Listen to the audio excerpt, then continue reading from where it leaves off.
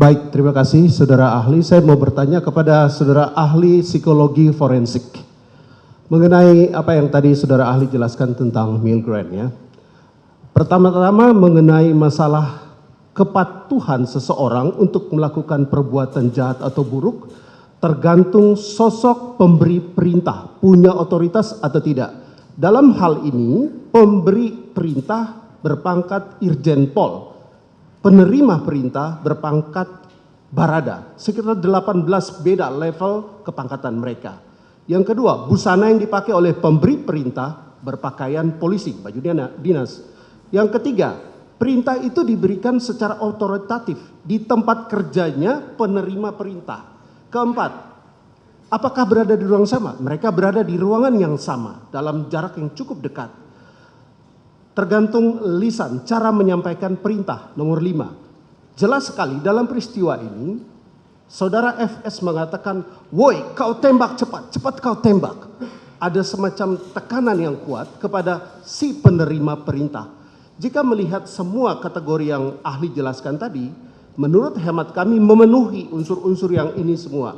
Oleh karena itu kami mau tanya dari sudut pandang psikologi forensik, apakah hal-hal ini dapat mempengaruhi penilaian ahli sebagai ahli forensik untuk membuat suatu judgement bahwa terhadap si penerima perintah dalam kondisi yang seperti ini tidak bertanggung jawab, atau kalau bertanggung jawab sedikit sekali pertanggungjawabannya.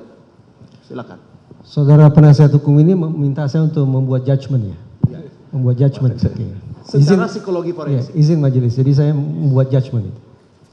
Tadi sempat saya sampaikan bahwa di khazanah psikologi forensik untuk menakar pertanggungjawaban seseorang dibutuhkan 2 hal yang harus ditelaah.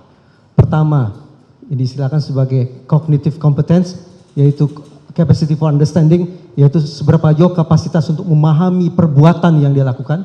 Dan yang kedua adalah volitional competence, berarti berbicara tentang kehendak yang bersangkutan untuk menampilkan perbuatan tersebut. Kedua hal ini harus terus-menerus digunakan untuk menjudge seseorang.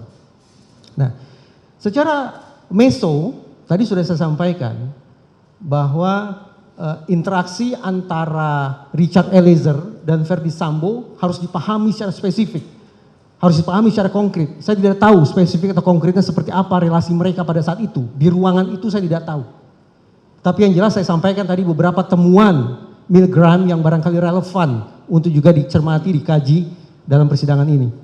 Dan juga jangan lupakan dimensi makro, bahwa boleh jadi terhadap Richard Eliezer ini tekanan sebagaimana disebutkan oleh penasihat hukum tidak hanya datang dari Verdi Sambo, tapi pada dasarnya Richard Eliezer ini sebagai individu yang dinaungi oleh sebuah kultur tertentu di kantornya. Kultur yang saya sebut tadi sebagai jiwa korsa. Apakah yang terjadi kemudian merupakan salah satu contoh jiwa korsa menyimpang, code of silence? Tentu saja saya tidak tahu. Tetapi paling tidak kalau kita hitung-hitungan di atas kertas, berbicara tentang probabilitas, tampaknya saya menjudge ini, Richard Eliezer punya cognitive competence. Artinya dia punya pemahaman tentang apa yang dia lakukan.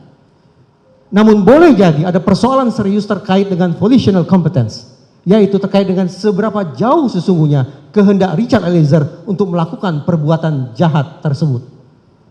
Hitung-hitungan. Sebagaimana tadi sempat saya sampaikan. Ketika cognitive competence-nya ada, yaitu pemahamannya ada, sementara kehendaknya katakanlah tidak ada, maka boleh jadi yang bersangkutan masuk dalam kategori partially responsible, bertanggung jawab separuh atas perbuatannya. Karena toh